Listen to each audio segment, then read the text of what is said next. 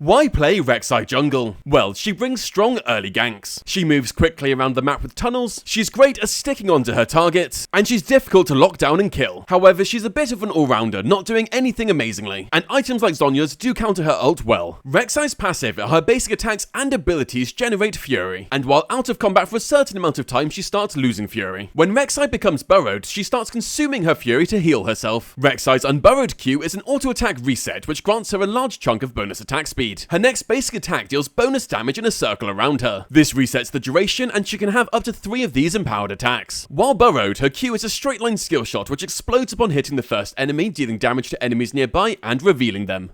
Rek'Sai's W changes her between burrowed and unburrowed. When burrowed, her sight radius is massively reduced, but she can see enemies walking around by tremor sense. When she becomes unburrowed, she deals damage in a circle around her and knocks up all enemies. Rek'Sai's E is a point-and-click ability which deals damage to the target hit, and if she's got maximum fury, this is dealt as true damage instead. While burrowed, she dashes herself in a direction, leaving behind a tunnel at both ends. She can have up to 8 of these tunnels at one time, and they last 10 minutes each. After a delay, she can come back to them to use the tunnels again. However, enemy champions can stand on them to destroy them. Rek'Sai's ultimate has a passive, where she marks enemy champions she's damaged in the last 5 seconds. Her ultimate can only be used against these marked enemies, where it causes her to vanish for 2 seconds before pouncing at them, dealing damage to them upon arrival. For combos, start burrowed into your Q and E. Attack into your Q reset before attacking 3 times into your E and attacking away. Of course, finishing with ult if needed. For matchups, Rek'Sai is great into junglers who want to jump on her, as if she's attack moving while burrowed, she jumps up and interrupts their dash for free. However, she can struggle against champions who can easily kite her. For runes, take this. She procs Conqueror very quickly. For build order, start Red Monster and Pot into a Stride Breaker and Tier 2 boots. After this, Ashojins and Steraks are great pickups before finishing a build with any of these as needed. For skill order, start Q then W then E before maxing Q then E then W, taking ult whenever you can. For summoner spells, take Flash and Smite. Starting the game, you have a few different options. The safest option is always to do a full jungle clear to make sure you're as strong as you can be to fight for Scuttle. However, Rek'Sai has strong ganks as soon as she hits level 3, so clearing half the jungle and then going for a gank is a solid choice. When ganking, always consider the 3 main points of what CC does your team bring, what escapes does the enemy have, and where is the lane pushed to. When ganking, if you can save your dash and simply walk up to your opponent and knock them up, your chance to kill is incredible, as soon as they dash you can just burrow after them. Entering the mid game, after getting a couple of items, Rek'Sai becomes very strong. So keep up aggressive wards, look for picks and 2v2 and 3v3 skirmishes that she loves, and then look to convert into objectives. Entering late game teamfights, you want to play as either your team's engage or your front line diving the back line.